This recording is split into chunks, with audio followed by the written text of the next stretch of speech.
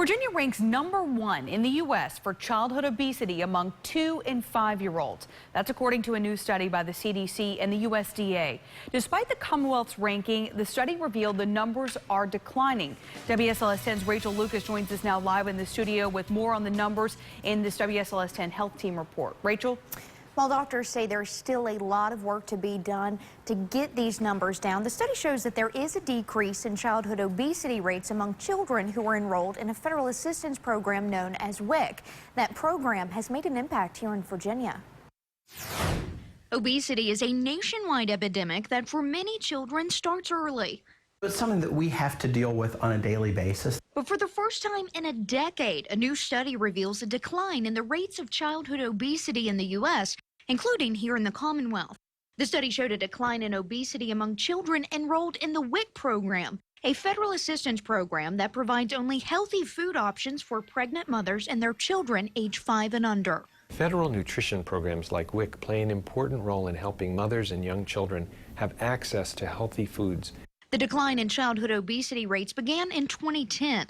Then, 21.5% of all children in the program were considered obese. That number dropped in 2012 by 1% and then showed another decrease in 2014. Still at 20%, Virginia ranks #1 in the U.S. for the highest childhood obesity rate among 2 to 4-year-olds enrolled in WIC, well above the national average of 14.5%. Obesity rates among this population are still far too high. Dr. John Moore, a pediatrician in Daleville with Carillion's Children, says high rates in Virginia are due to a combination of factors. For some reason, we tend to not get as much exercise as some states do, and we tend to have more eating problems than some states do. Some of that may be genetic and some of it may be environmental.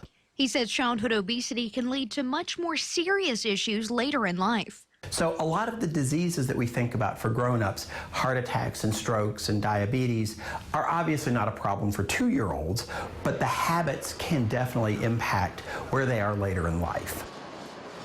Dr. Moore says what's considered obese in children really varies from child to child. He says parents should pay attention to their child's percentile growth chart and talk to a pediatrician if there are any sudden changes. In studio, I'm Rachel Lucas, WSLS 10.